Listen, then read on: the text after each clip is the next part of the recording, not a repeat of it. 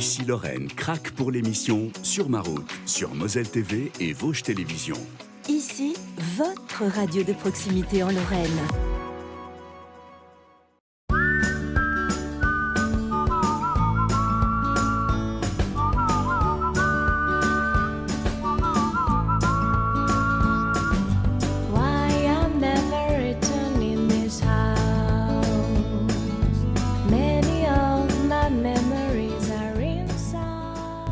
Bonjour à toutes et à tous et bienvenue dans ce nouveau numéro du magazine Sur ma route. Vous avez vu derrière moi, je suis cette semaine à Bar-le-Duc, la très belle préfecture de la Meuse. Mon invité est Valentine Fangeau, qui est la PDG d'une marque que les Lorrains, les Meusiens, les Lorrains, les Français au-delà, et même les Belges, nous dit-on, adorent. C'est une marque référence en France. Bergère de France. Avec Valentine, on va d'abord aller à l'usine de Bergère de France qui est à la sortie de Bar-le-Duc. On va voir un petit peu tout le processus de fabrication de cette laine. On va parler aussi tricot, on va parler économie, on va faire un mélange un petit peu de tout ça. Et puis on viendra ici faire une dernière séquence sur ce belvédère qui domine la ville de Bar-le-Duc, qui est absolument magnifique. Pour l'heure, je pars rejoindre mon invité, Valentine Fangeau, PDG de Bergère de France. À tout de suite.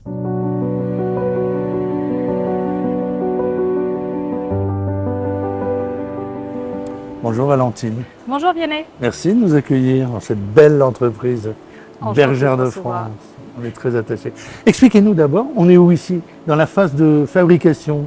Alors on est sur la première étape de fabrication, on est dans le service teinture. D'accord. Donc, là où on a reçu la matière première brute, et on va être chargé de la transformer, de la teinter au coloris voulu. Donc ça, c'est la matière, c'est ça? Elle la arrive matière comme ça. brute, elle arrive comme ça. Elle arrive comme ça. Et puis on va voir au fur et à mesure les autres étapes. C'est quoi les 2, 3, 4 suivantes? C'est quoi? Alors, une fois qu'on a teint cette matière, on va aller mélanger les différentes matières. Parce qu'on a des fils avec 100% laine, mais aussi de l'acrylique, du polyamide. Donc on va mélanger ces matières, mais aussi faire un beau ruban bien peigné. Ouais. Ensuite, ce ruban va être transformé progressivement en fil. Ce fil-là, il va falloir le contrôler, savoir si la qualité est bonne, s'il n'est pas trop fin, trop gros ou pollué. Donc on va avoir une étape de bobinage. On assemble ces différents fils ensemble, on les retord, et ensuite on arrive quasiment au produit final. D'accord, et là si j'ai bien compté, on est à 7 étapes? Oui. À peu près. Ouais. Donc on va regarder les étapes ensemble, puis on rediscutera un petit peu de tout ce processus-là, parce que c'est passionnant quand même. Là on est dans une belle industrie, quoi. Et ça demande un sacré savoir-faire. Et ça demande un sacré savoir-faire, effectivement. Je voudrais qu'on remonte un petit peu dans le temps pour démarrer. Parce que vous fêtez les 80 ans de Bergère de France, 1946, parce que je sais compter en plus, c'est merveilleux. 46, c'est... Comment ça se passe la création de Bergère de France? C'est Robert Petit, c'est ça? Voilà, ouais. Robert Petit, à l'après-guerre, décide de revendre de la laine. C'était plutôt un négociant à ce moment-là. Et quelques années plus tard, une entreprise de filature malheureusement ferme, mais lui va pouvoir récupérer ce matériel de fabrication et donc va créer ses locaux ici où on est. Ici même? Voilà, en 62. Et commencer à développer du fil. Et donc après, toute l'histoire de Bergère a continué comme ça. La structure s'est amplifiée. 3-8, presque 800 personnes à travailler cette matière pour avoir du fil pour l'ensemble des ménages. Mais en 46, quand il démarre, c'est quel type de produit? C'est les mêmes, à peu près les mêmes choses? Non, pas la même chose. C'est de la laine, mais qui récupère. C'est pas fait pareil, c'est pas filé ici à Bar-le-Duc, c'est de la revente. Ah oui, d'accord. Donc c'est très différent. Ouais. Et ça reste, jusqu'à ce que vous deveniez PDG, on va y revenir, ça reste dans la famille Petit. Ça reste une entreprise familiale. C'est ça, entreprise familiale, 3 générations. Et donc après, il y a eu le passage en scope. Quand on est à la tête d'une entreprise comme ça, qui a 80 ans, qui a une grande histoire, une entreprise à laquelle les Français sont très attachés, Bergère de France, c'est pas n'importe quoi. On a en tête évidemment toute l'histoire, les bouleversements, les succès, les doutes. Ça a été quoi les grandes étapes de l'évolution de Bergère de France? Alors il y en a eu beaucoup. Il y a eu vraiment dans les années 90 où c'était le plus gros, c'était au niveau de l'apogée de l'entreprise, donc diversification, export à l'international. Et ensuite, il y a eu un manque de transmission du tricot de mère en fille et puis cette nécessité de tricoter pour toute la famille en fait. Donc du coup, ça a commencé à décliner. Certains marchés se sont arrêtés. Un redressement en 2015 qui a déjà été assez compliqué. Puis ensuite, on est arrivé à l'avant Covid où c'était encore un peu plus compliqué. Le Covid a permis de redonner du souffle à Bergère. malheureusement, 2024, en avril 2024, l'annonce de la cessation de paiement. Donc il y a eu pas mal de phases assez compliquées sur les dernières années. Et là, alors vous êtes déjà dans l'entreprise depuis un certain temps, en 2024, mais il y a la création de la SCOP. Donc Société Coopérative, ça veut dire ça, ouvrière, c'est ça? Coopérative EP, c'est quoi? productive. Ah, productive, d'accord. Comment le personnel prend les choses? Parce qu'il y en a 55, je crois, au début, qui deviennent des associés. Comment ça se passe concrètement au quotidien? C'est une certaine mécanique. On est un nombre très restreint à d'abord travailler sur le sujet de Bergère de France. Quels axes prendre? Comment changer certaines choses pour rendre le projet viable. Ouais. Ensuite, il y a l'annonce à l'ensemble du personnel. Donc là, il y a l'équipe de l'URSCOP, c'est l'union régionale. Ouais. C'est eux les porteurs de SCOP qui viennent et qui exposent ce projet à l'ensemble des salariés. Donc à ce moment-là, on était 145, Ouais, un peu plus nombreux que les Ouais, 56 qui sont d'accord. restés. Et donc après, il y a une phase d'échange parce qu'à ce moment-là, tout le monde est un peu perdu. Il y a de la peur. Est-ce que c'est risqué? Donc voilà, il y a toute une phase d'échange qui va se passer sur quelques jours, semaines, parce qu'il faut se dire qu'on va vite, c'est fin octobre pour reprendre, donc ça se fait fin août. Et donc on rentre dans une démarche juste d'échange en fait. D'accord. Mais comme vous dites, il y a des craintes, mais concrètement, quand on devient salarié associé d'une SCOP comme ça, on met sur la table de l'argent, c'est ça? On met une partie de notre prime de licenciement Ok. sur la table, et Ok. puis après d'autres aides annexes qui seront mises, qui ne sortent pas direct de la poche du salarié, mais qui lui sont associées. Et à ce moment-là, est-ce que vous sentez qu'il y a... Est-ce que, je disais, c'est une belle notoriété française, Bergère de France, mais d'abord barisienne, meusienne, Lorraine. Est-ce que vous sentez que vous avez une région derrière vous qui vous Clairement. soutient? Ouais. Ah, clairement. Bergère représente gros pour la ville, la région. Et avec notre passage en SCOP, on a senti la mobilisation pour nous aider, nous porter, encore à l'heure d'aujourd'hui. Tout le monde est proche de nous pour nous aider. Si on a moins de questions, besoin d'aide, on est supporté. Oui, c'est une marque qu'on aime. C'est une marque de cœur. Oui, c'est une marque de cœur, c'est exactement le mot, exactement. Alors Valentine, je vous suis, on va aller voir les autres étapes. Je vous en prie. vous suis.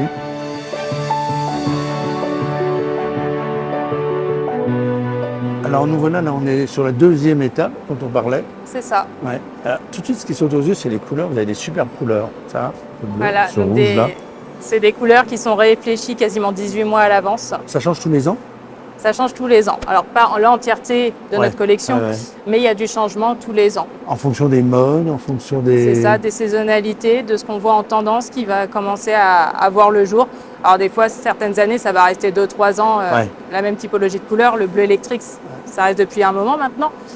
Mais il y a du renouvellement comme ça. Et c'est des couleurs, on le voit aussi dans l'industrie automobile où ils font très attention à ça, les couleurs plus flashy qui reviennent, C'est ça. alors qu'on était dans des pastels plus avant. Oui. C'est... On a eu pas mal d'essors, de revenir à du vif, à du punch. Le tricot, on dit un mot sur le tricot parce que aujourd'hui on sent, enfin moi de ce que je connais, des discussions que je peux avoir, on sent quand même un regain d'intérêt, et y compris chez des hommes et chez des jeunes. C'est ça, on le voit de plus en plus, c'est plus ouvert, il y a moins de complexe aussi à dire qu'on tricote pour un côté masculin. Et on voit surtout chez les jeunes que cette faculté à revenir à de la motricité, à se déconnecter. Donc il y a vraiment un regain, et l'aspect crochet aussi ressort du lot essentiellement. C'est-à-dire que le tricoter ou faire du crochet, c'est bon pour la santé. C'est anti-stress? C'est anti-stress, oui. Ah ouais? Alors, une fois qu'on a passé la phase d'apprentissage, il faut quand même être honnête. En premier, il faut faire, défaire. Morphée est souvent avec nous. Mais, pardon, je me suis trompée, c'est Pénélope qui est souvent avec nous. Mais après, non, ça a vraiment un gain. Ouais. Moi, je suis toujours admiratif quand je regarde ces femmes, plus souvent que ces hommes et ces femmes quand même. Et comme ça, sans regarder, comme ça, qui font des tricots. Ça, même en regardant la télé. Voilà, et d'où les ciné-tricots aussi qui prennent de plus en plus d'ampleur dans les grandes villes. Se retrouver ensemble, faire quelque chose et en même temps avoir son film. Puis on croise des gens qui tricotent dans les bus. Enfin, moi, ça n'est jamais arrivé. Je trouve ça génial. Ça revient donc. C'est bon pour vous, ça? C'est bon pour nous. Il faut surtout qu'on arrive à montrer notre marque à ces nouvelles clientes. Dans vos produits, il y a la laine à tricoter, pour dire les choses simplement. Il y a d'autres produits que vous sortez sur la gamme Bergère de France? On a la négoce parce que pour pouvoir travailler notre fil, il faut aussi des aiguilles, des ciseaux. Ah oui, d'accord. Il y a tous ces produits-là annexes. Et puis on a aussi d'autres marques revendeurs où ça D'accord. sera plus de l'atelier loisirs créatifs. D'accord, très bien. Alors, deuxième étape, on va faire un petit saut sur les troisième, quatrième. On va essayer de tout faire.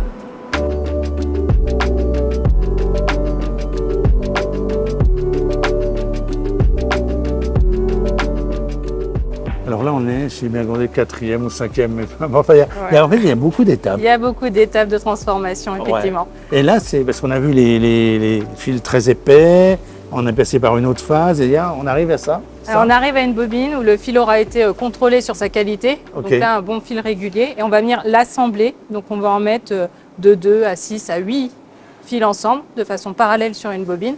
Et l'avantage aussi de cette étape-là, c'est qu'on va pouvoir venir mixer, mettre plusieurs coloris différents, D'accord. ou mettre un fil fantaisie avec de la paillette. Ah oui, c'est ce qu'on a vu là-bas. C'est ça. Cette plot très fantaisie, comme vous dites, c'est ça? C'est ça, ou avec un petit effet, soit de paillettes, de grosseur. Enfin, on peut se permettre un peu, justement. Ok. Et il y a combien d'étapes encore après celle-ci? Et après, là, on l'a assemblé, mais il va falloir le retordre. Ok. Donc, tourner le fil ensemble. Puis ensuite, le stabiliser et en faire une pelote. J'ai lu dans plusieurs médias ou chez vous que vous êtes la dernière filature de France, dernière filature intégrée. Intégrée, précisez peut-être ce que ça, On fait ce que tout. ça veut dire. On fait tout ici. Faites tout. On fait de la teinture, la filature, l'assemblage, le retord, la pelote. Donc en fait, on fait vraiment tout. D'accord. Tous les corps de métier Ok. sont à même le site. Ok. Filature dernière de France. C'est ça pour filature longue. Parce que Filature. nous, on travaille des fibres qui font 7 cm en moyenne de longueur. Ok, d'accord. Ok. Bah écoutez, on poursuit. Je vous suis. Let's go.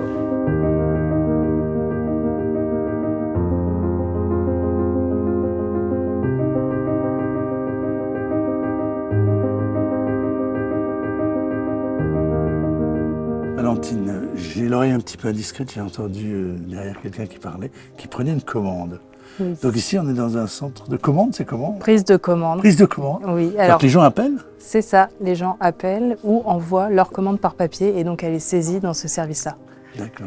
Ça représente quel pourcentage en termes de clientèle? Sur notre vente directe, 40%.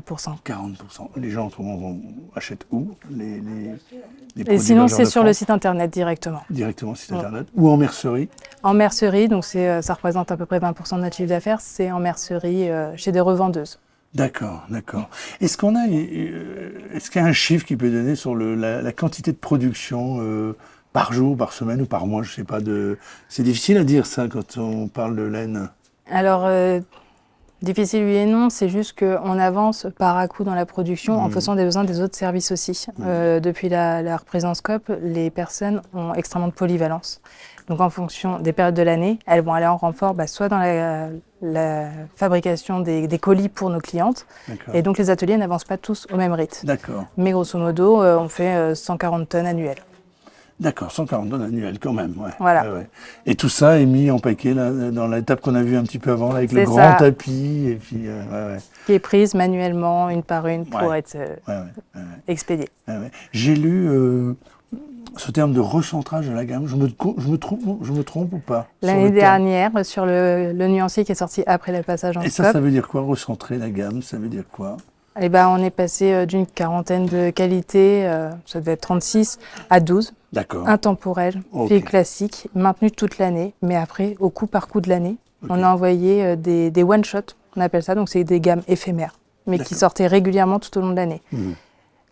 Là, pour la nouvelle année, le catalogue, le nuancier maintenant, sera un peu plus étoffé. D'accord. Le nuancier, alors c'est il y a quelques années, je ne sais plus, c'est au moment de la scope, je ne sais plus, ça coûte très cher en fait, le nuancier était offert, et puis C'est vous avez ça. décidé de le vendre, ce qui se comprend, parce que c'est des produits extrêmement chers. C'est ça. Et vous avez eu des retours de clients, ouais, ou de... Non?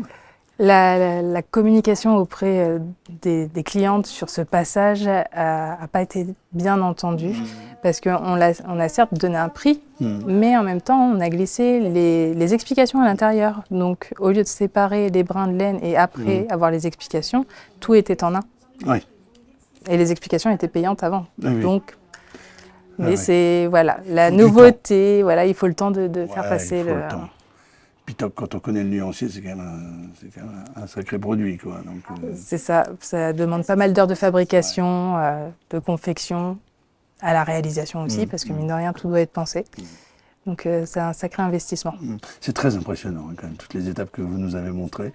Là, on est à la dernière, quasiment, non? Oui, puisqu'on est sur l'expédition, la façon, Il y a le quand rapport, même relation. des services cachés comme la création, parce Oui, que oui. sans la création, tout ça n'existerait pas. Il n'y aurait pas ces nouveaux fils, ces nouveaux coloris et les modèles. Donc du coup, il y a la créa, le digital pour tout ce qui est le site internet, donc tout ce qui est œuvré pour mettre en avant nos produits. Ouais. Et puis après, les fonctions support. Vous restez dans du traditionnel et en même temps, vous êtes dans de l'hyper moderne. Que ce soit, enfin, dans la relation client, vraiment, Ouais. vous jouez sur les deux, quoi.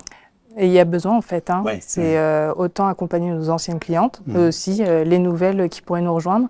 Puis on a aussi un service qui est un peu propre à Bergère, c'est le conseil tricot. Ah ouais. Voilà, donc on entendait Sandrine prendre une commande, mais en règle générale, les personnes l'appellent aussi parce qu'elles sont en panne sur leur modèle. Ouais. Et donc du coup, elle explique. C'est vrai. Voilà, ouais. Vachement bien, conseil tricot. De l'accompagnement jusqu'à la maison. Ok, bon, c'est noté, conseil tricot. Parfait.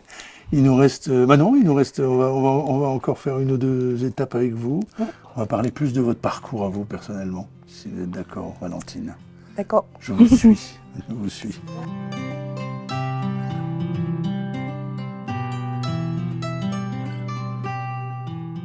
Ça, c'est la couve de l'album pour les 80 ans, c'est ça? On en C'est parlait ça. au début d'émission. Oui, Ouais. 1946, donc voilà, 80 ans. Il va y avoir une grosse communication, porte ouverte, des choses importantes. Alors début juillet, on aura notre braderie annuelle, mais un peu plus encore parce que c'est les 80 ans. Donc le vendredi, porte ouverte de l'usine, visite toutes les heures faites par les salariés. Et puis le samedi, un peu plus festif encore avec des animations supplémentaires. Et c'est là peut-être qu'on ressent, vous allez me dire, que vous avez une ville, une région qui est derrière vous, qui aime Bergère de France et qui est derrière vous. C'est ça. Et ils sont là en support depuis le début de la SCOP, mais aussi dans ces événements-là, ils aiment bien aussi venir participer, s'associer à nous, échanger. Donc c'est vraiment des liens assez forts qu'il y a dans la région. Alors la SCOP, c'est donc 2024, à l'issue de... Enfin, quand il y a une reprise, quoi. C'est ça. C'est-à-dire, il y a combien de salariés qui deviennent des associés et comment ça se passe concrètement? Alors on était 145 et puis à l'annonce de la cessation de paiement, un groupe de 56 s'est fait et donc on a repris l'entreprise à 56 salariés associés. D'accord. Quand on est salarié associé, c'est un statut quand même très particulier. Est-ce qu'on est impliqué différemment dans la vie d'une entreprise? On surveille ça de très près. C'est une vie interne d'entreprise qui doit être quand même très différente. Alors c'est différent, mais la coopérative, c'est quelque chose à acquérir. Donc ça va prendre du temps à acquérir. Il y a plus de demandes, et ce qui est tout à fait légitime de savoir ce qui se passe dans tous les secteurs. Ouais. Mais après, il ne faut pas rappeler qu'une entreprise reste une entreprise. Donc dans la vie de tous les jours, chacun est à son poste aussi. Après, il y a des AG, il y a des moments d'échange qui sont un peu plus concrets et poussés que dans les entreprises lambda. Ouais. Alors vous-même, Valentine, vous êtes arrivée dans l'entreprise en 2014, je crois, c'est ça? C'est Mais ça. vous arrivez... La question que je me pose, c'est quand on est barisienne comme vous, arriver chez Bergère de France, c'est quoi? C'était un rêve? C'était une envie? C'est un hasard? C'est comment? Plutôt un hasard. Ouais. Je connaissais très mal Bergère, du moins ce qui se passait dans les murs de Bergère avant 2012, où j'ai fait un stage d'initiation textile. Mais j'ai pas trouvé de travail sur Lyon dans la foulée. Il y a un poste qui s'est à pourvoir à Bergère. Je suis arrivée à Bergère. Ah ouais.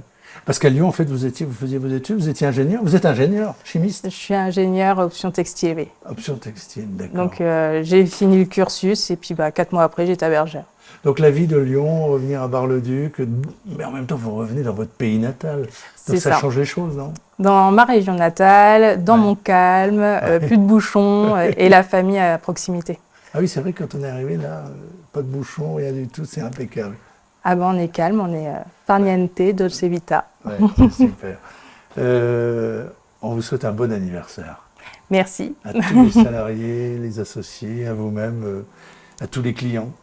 Un bon anniversaire. Et puis on va aller terminer notre conversation. Vous nous avez suggéré d'aller dans un endroit très particulier de Bar-le-Duc pour terminer notre émission. Le Belvédère, où on va surplomber toute la ville. Ouais, super. Je me réjouis, on y va.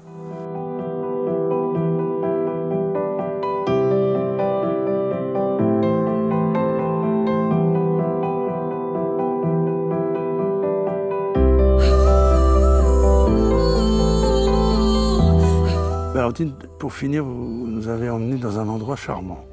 On est tout en haut de Bar-le-Duc. On est tout en haut de Bar-le-Duc, vue sur toute la ville basse et même sur la côte Sainte-Catherine qui est en face de nous. Ah oui, la grande...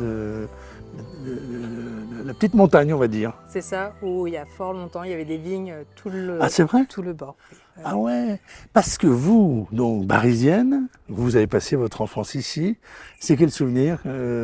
Tiens, quand vous regardez cette vue de Bar-le-Duc qu'on va voir dans un instant, qu'est-ce qui vous revient en tête? Ah bah tous les moments d'enfance, à se balader dans les rues, aller jouer dans les petites rues, venir voir le quartier Renaissance où mes grands-parents étaient, le parc de l'Hôtel de Ville. Donc c'est que des souvenirs d'enfance à jouer. Vivre dans sa ville d'enfance, c'est un plaisir. Bah, on connaît tout. Et puis l'avantage, c'est qu'on a la famille aussi à côté de soi. Est-ce qu'il y a des choses de l'enfance, des valeurs qu'on vous a inculquées dans votre famille ou à l'école, je sais pas, qui vous sont restées, auxquelles vous êtes profondément attachés, que vous avez gardées de cette époque-là?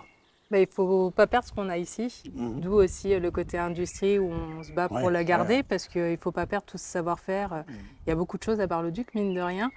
Donc bergère, c'est une chose, mais il y a aussi la groseille et pépinette à la doigt. Il y a plein de petits savoir-faire qui ont le mérite d'être là et qui devraient être plus reconnus. Et puis, pas très loin, Essilor. La grande marque Essilor, qui est Ligny-en-Barrois, je crois. À Ligny-en-Barrois, oui. Ligny-en-Barrois. Et Ligny-en-Barrois, c'est aussi là où Brigitte Bardot venait passer ses vacances d'été. C'est ça? J'ai dit juste? C'est exactement ça. Notre bébé national venait passer ses vacances d'été ici. Alors, vous qui êtes une Barisienne dans l'âme, de cœur, de naissance, quel conseil vous donnez aux gens qui viennent passer un séjour? Parce qu'on passe des séjours touristiques ici, oui. Facilement. C'est ça. Alors il y a déjà rien que ça, le quartier Renaissance, là où on se situe, juste à côté, avec ces magnifiques pierres. Donc ça a vraiment, ça a le mérite d'être vu. Ensuite, pas loin, on a quand même le lac du Der, qui a été pendant très longtemps le plus grand lac artificiel. Et puis il y a plein de petites choses, en fait, nos bois, pour en profiter. La Madine aussi. Elle est pas très loin. Elle n'est pas loin non plus. Ouais. Il y a plein de choses à voir. Et il y a Verdun. Il y a Verdun. Il y a Verdun, il ne faut pas oublier Verdun. En fait, il y a plein de choses à voir. Il y a Verdun, il y a Ligny-en-Barrois en dessous, il y a Commercy, il y a Saint-Miel. Plein de belles villes, en fait. La Madeleine. Et la Madeleine de Commercy. La Madeleine de Commercy. Bien sûr, la Madeleine de Commercy. Ne l'oublions pas. Un tout dernier mot, on parlait des entreprises, tout à l'heure on parlait d'Essilor, on parlait de fabricant de Madeleine aussi, mais il y a aussi évidemment Bergère de France. Dans l'engagement que vous avez pris avec vos associés, c'est de moderniser l'image de Bergère de France. C'est déjà entamé d'ailleurs. C'est déjà entamé, oui. Est-ce que ça fait, parce que je vous ai vu à l'Élysée, je sais pas comment on appelle ça, une opération qui s'appelait, je crois, du fabriqué en France? Fabriqué en France, oui. C'est moderne aujourd'hui de dire on fabrique en France, on fabrique en Lorraine, on fabrique en Meuse. C'est de la modernité, ça. Ça devient de la valeur pour les Français. Ouais. Après, il y aura toujours un petit rapport qualité-prix aussi, mais ça commence à prendre vraiment de l'ampleur. On veut savoir les origines et aussi la nocivité des produits, parce que ce qu'on importe, on ne sait pas toujours quelle est la nocivité. Donc ça prend de la valeur et donc on a vraiment besoin de montrer, d'être transparent en fait avec nos clientes. C'est pour ça qu'on s'engage d'autant plus sur le salon du Made in France. On se montre, on sort de notre zone de confort et on va en amont de notre cliente. Bon, on va aller jeter un œil pour terminer. En fait, c'était votre terrain de jeu d'enfant, ça. C'est ça. Ce qu'on va voir là, c'est votre terrain de jeu. C'est ça. Quel terrain de jeu, franchement, c'est génial. Merci en tout cas, Valentine, pour cette belle balade. Merci Vianney. Et à bientôt. À bientôt. Et vive Bergère de France et vive Bar-le-Duc. À bientôt.